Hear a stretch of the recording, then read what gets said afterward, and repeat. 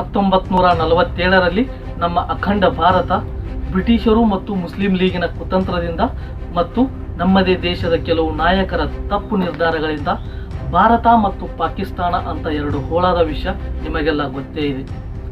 ಅದಾದಮೇಲೆ princely States ಆಗಿದ್ದ ಹೈದರಾಬಾದ್, ಜುನಾಗಢ ಮತ್ತು ಕಾಶ್ಮೀರಗಳನ್ನು ನಮ್ಮೊಂದಿಗೆ ಸೇರಿಸಿಕೊಳ್ಳೋಕೆ ನಾವು ಮಾಡಿದ ಹೋರಾಟದ ಬಗ್ಗೆ ನಿಮಗೆಲ್ಲ ತಿಳಿದೇ ಇದೆ. ಆದರೆ ಅದೇ ಸಮಯದಲ್ಲಿ ಯಾವತ್ತೂ ಸಂಪೂರ್ಣವಾಗಿ ಬ್ರಿಟಿಷರ ಆಡಳಿತಕ್ಕೆ ಒಳಪಡದೇ ಇದ್ದ ಒಂದು ಪ್ರದೇಶ ಏಕಾಏಕಿ ಪಾಕಿಸ್ತಾನದ ಕಪಿಮುಷ್ಟಿಗೆ ಸಿಲುಕಿದ ವಿಷಯದ ಬಗ್ಗೆ ನಮ್ಮಲ್ಲಿ ಎಷ್ಟೋ ಜನರಿಗೆ ಗೊತ್ತೇ ಇಲ್ಲ.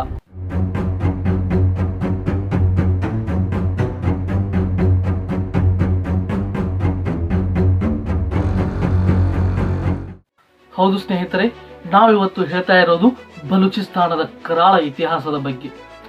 ಈ ಬಲೂಚಿಸ್ತಾನದ ವಿಷಯ ನಮ್ಮ ಮಾಧ್ಯಮಗಳಲ್ಲಿ ಅಷ್ಟಾಗಿ ಚರ್ಚೆಯಾಗದೇ ಇರಬಹುದು, ಆದರೆ ಅಲ್ಲಿ ನಡೀತಾ ಇರೋ ಅರಾಜಕತೆ ಲಕ್ಷಾಂತರ ಜನರ ಜೀವನದ ಮೇಲೆ ಪ್ರಭಾವ ಬೀರ್ತಾ ಇದೆ. ಇದೊಂದು ಸಂಘರ್ಷ, ಐಡೆಂಟಿಟಿ ಮತ್ತು ಸಹನೆಯ ಕಥೆಯಾಗಿದೆ. ಈ ಸಂಘರ್ಷ, ನೋವು, ಹತಾಶೆ ಭರಿತ ಬಲೂಚಿಸ್ತಾನದ ಕಥೆಯನ್ನ ಸರಳವಾಗಿ, ಸ್ಪಷ್ಟವಾಗಿ ನಿಮ್ಮ ಮುಂದೆ ತೆರೆದಿಡೋ ಪ್ರಯತ್ನ ಮಾಡ್ತೀವಿ. ಕೊನೆವರೆಗೂ ನಮ್ಮ ಜೊತೆಗಿರಿ. ನಮ್ಮ RJ ಸ್ಟುಡಿಯೋಗೆ ಸ್ವಾಗತ. ನಾನು ರಮೇಶ್ ಜೀರಗಾಳ. ಮೊದಲಿಗೆ ಬಲೂಚಿಸ್ತಾನದ ಬಗ್ಗೆ ತಿಳ್ಕೋಬೇಕಂದ್ರೆ ಅದು ಎಲ್ಲಿದೆ ಅನ್ನೋದು ಮುಖ್ಯ. ಬಲೂಚಿಸ್ತಾನವು ಪಾಕಿಸ್ತಾನ, ಇರಾನ್ ಮತ್ತು ಅಫಘಾನಿಸ್ತಾನಗಳಲ್ಲಿ ಹಂಚಿ ಹೋಗಿದೆ. ಇದರ ಹೆಚ್ಚು ಭಾಗ ಪಾಕಿಸ್ತಾನದಲ್ಲೇ ಇದೆ. ಪಾಕಿಸ್ತಾನದಲ್ಲಿ ದೊಡ್ಡ ಪ್ರಾಂತ್ಯವಾಗಿದ್ದರೂ ಕೂಡ ಇಲ್ಲಿನ ಜನಸಂಖ್ಯೆ ಪಾಕಿಸ್ತಾನದ ಮಿಕ್ಕ ಪ್ರಾಂತ್ಯಗಳಿಗೆ ಹೋಲಿಸಿದರೆ ತುಂಬಾನೇ ಕಡಿಮೆ. ಈ ಪ್ರಾಂತ್ಯ ಅರೇಬಿಯನ್ ಸಮುದ್ರದ ತೀರವನ್ನು ಹೊಂದಿದೆ. ಇದೇ ಬಲೂಚಿಸ್ತಾನದಲ್ಲಿ ಪಾಕಿಸ್ತಾನ ಮತ್ತು ಚೀನಾದ ಆರ್ಥಿಕ ಕಾರಿಡಾರ್ ಯೋಜನೆಯಾಗಿರೋ ಸಿಪೆಕ್ನ ಪ್ರಮುಖ ಭಾಗವಾಗಿರೋ ಗ್ವಾದಾರ್ ಬಂದರಿದೆ. ಈ ಪ್ರಾಂತ್ಯದಲ್ಲಿ ಬಹಳಷ್ಟು ನೈಸರ್ಗಿಕ ಸಂಪನ್ಮೂಲ ಕೂಡ ಇದೆ. ಬಟ್ ಅಲ್ಲಿನ ಜನರಿಗೆ ನೆಮ್ಮದಿಯ ಜೀವನವಿಲ್ಲ.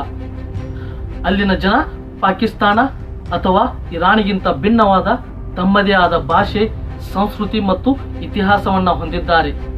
ಇವರೆಲ್ಲ ಬಲೂಚ್ ಬುಡಕಟ್ಟು ಜನಾಂಗಕ್ಕೆ ಸೇರಿದವರಾಗಿದ್ದಾರೆ. ಆದರೆ ದಶಕಗಳಿಂದ ಅವರು ತಮ್ಮ ಹಕ್ಕುಗಳಿಗಾಗಿ, ಗುರುತಿಗಾಗಿ ಮತ್ತು ನೆಮ್ಮದಿಯ ಜೀವನಕ್ಕಾಗಿ ಹೋರಾಟ ಮಾಡ್ತಾನೇ ಇದ್ದಾರೆ.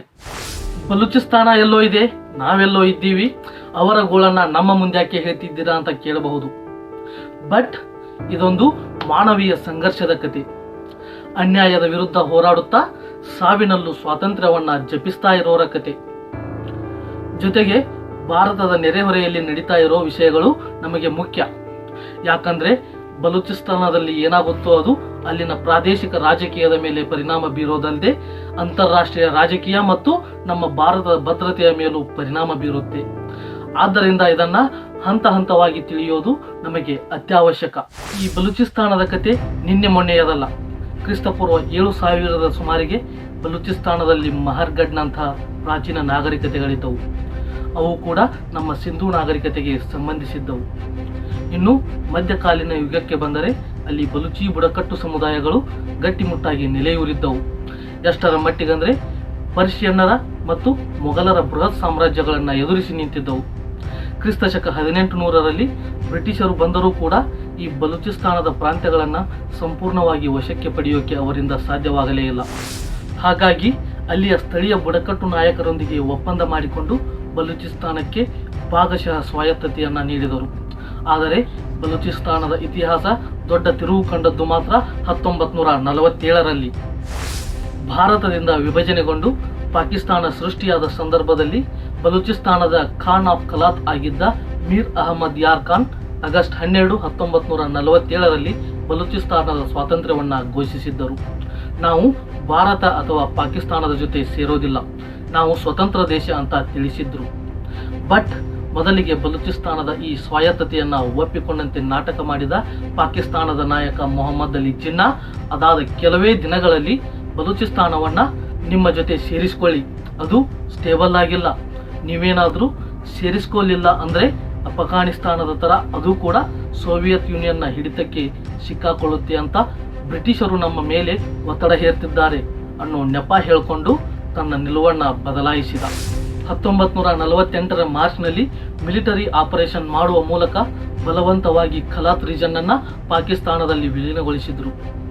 ಇದರಿಂದ ಕೋಪಗೊಂಡ ಪ್ರಿನ್ಸ್ ಅಬ್ದುಲ್ ಕರೀಂ ಬಲೂಚ್ ಪಾಕಿಸ್ತಾನದ ವಿರುದ್ಧ ಸಶಸ್ತ್ರ ಹೋರಾಟಕ್ಕಿಳಿತಾರೆ. ಆ ಸಮಯದಲ್ಲಿ ಅವರು ಅಫ್ಘಾನಿಸ್ತಾನ ಮತ್ತು ಸೋವಿಯತ್ ರಷ್ಯಾದ ಸಹಾಯ ಪಡೆಯೋಕೆ ಪ್ರಯತ್ನ ಪಟ್ಟರೂ ಯಾವುದೇ ಪ್ರಯೋಜನ ಆಗಲಿಲ್ಲ. ಅಂದಿನಿಂದ ಹಲವಾರು ದಂಗೆಗಳು ನಡೆದಿವೆ.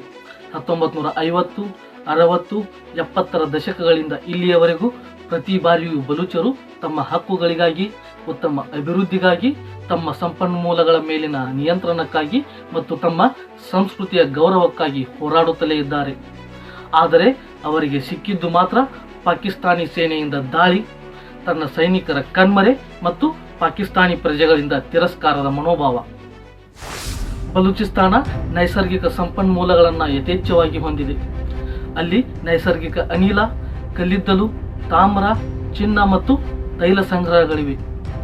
ಪಾಕಿಸ್ತಾನದ ಪ್ರಮುಖ ಗ್ಯಾಸ್ ಮೂಲಗಳಲ್ಲಿ ಒಂದಾಗಿರೋ ಸುಯಿ ಗ್ಯಾಸ್ ಪ್ರದೇಶ ಕೂಡ ಬಲೂಚಿಸ್ತಾನದಲ್ಲೇ ಇದೆ. ಆದರೆ ಇದರಿಂದ ಬಲೂಚಿಗಳಿಗೆ ಮಾತ್ರ ಯಾವುದೇ ಲಾಭವಾಗ್ತಿಲ್ಲ. ಅಲ್ಲಿನ ಹೆಚ್ಚಿನ ಸಂಪತ್ತನ್ನು ಪಾಕಿಸ್ತಾನ ಬಳಸಿಕೊಳ್ಳುತ್ತಿದ್ದರೂ ಅಲ್ಲಿನ ಸ್ಥಳೀಯ ಜನರಿಗೆ ಯಾವುದೇ ರೀತಿಯ ಸವಲತ್ತುಗಳನ್ನು ಒದಗಿಸದೆ ಮಹಾ ಮೋಸ ಮಾಡ್ತಿದೆ.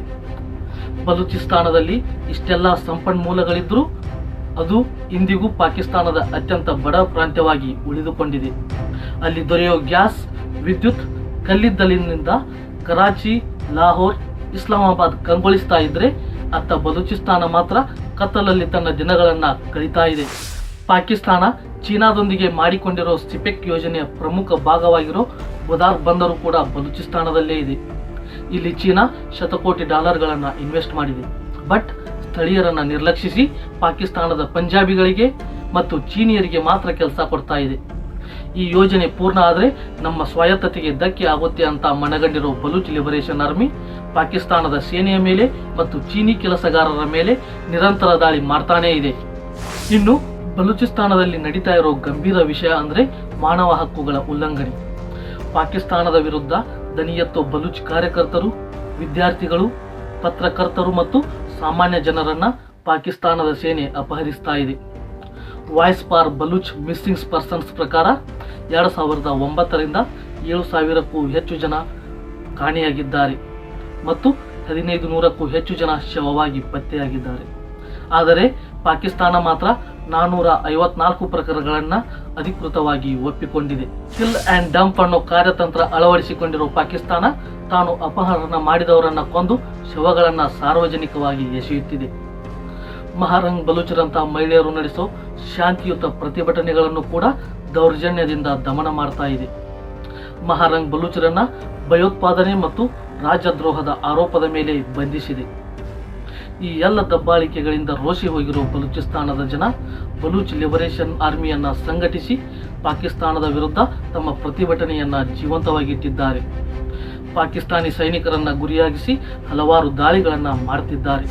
ಇದೇ ಮಾರ್ಚ್ 11ರಂದು ಕ್ವೆಟ್ಟಾದಿಂದ ಪೇಶಾವರಕ್ಕೆ ಹೊರಟಿದ್ದ ಜಾಫರ್ ಎಕ್ಸ್ಪ್ರೆಸ್ ರೈಲನ್ನು ಹೈಜಾಕ್ ಮಾಡಿ ಇಡೀ ಜಗತ್ತಿಗೆ ಬಲೂಚರು ತಮ್ಮ ಪ್ರತಿಭಟನೆಯ ತೀವ್ರತೆಯನ್ನ ತೋರಿಸಿದ್ದಾರೆ.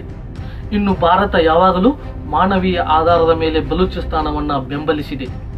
2014ರಲ್ಲಿ PM ಮೋದಿ ತಮ್ಮ ಸ್ವಾತಂತ್ರ್ಯ ದಿನದ ಭಾಷಣದಲ್ಲಿ ಬಲೂಚಿಸ್ತಾನವನ್ನು ಉಲ್ಲೇಖಿಸಿ ಬಲೂಚಿಗರ ಸಂಘರ್ಷವನ್ನು ಜಗತ್ತಿನ ಮುಂದೆ ಎತ್ತಿ ಹಿಡಿದಿದ್ದಾರೆ. ಇದೊಂದು ರಾಜತಾಂತ್ರಿಕ ವಿಚಾರವಾಗಿರೋದ್ರಿಂದ ಭಾರತ ಈ ವಿಷಯದಲ್ಲಿ ತನ್ನದೇ ಆದ ಸೂಕ್ಷ್ಮ ನಿಲುವನ್ನು ಹೊಂದಿದೆ. ಇನ್ನು ಬಲೂಚರು ಸ್ವಾಯತ್ತತೆ, ಗೌರವ ಮತ್ತು ತಮ್ಮ ಸಂಪನ್ಮೂಲಗಳಲ್ಲಿನ ಒಂದು ಭಾಗಕ್ಕಾಗಿ ಹೋರಾಡುತ್ತಿದ್ದಾರೆ. ಅವರ ಸಹನೆಯ ಕಟ್ಟೆ ಒಡೆದು ಹೋಗಿದೆ. ದಶಕಗಳಿಂದ ತಮ್ಮ ಗುರುತು, ಸಂಸ್ಕೃತಿ ಮತ್ತು ಹಕ್ಕುಗಳಿಗಾಗಿ ಹೋರಾಟ ನಡೆಸಿಕೊಂಡು ಬಂದಿರೋ ಈ ಜನ ಇವತ್ತಿಗೂ ತಮ್ಮ ನಿರ್ಧಾರವನ್ನು ಅಚಲವಾಗಿಟ್ಟುಕೊಂಡಿದ್ದಾರೆ. ನ್ಯಾಯಕ್ಕಾಗಿ ಅವರ ಹೋರಾಟ ಎಂದಿಗೂ ನಿಲ್ಲದು. ಇದು ಬಲೂಚಿಸ್ತಾನದ ಕತೆ ಸ್ನೇಹಿತರೆ.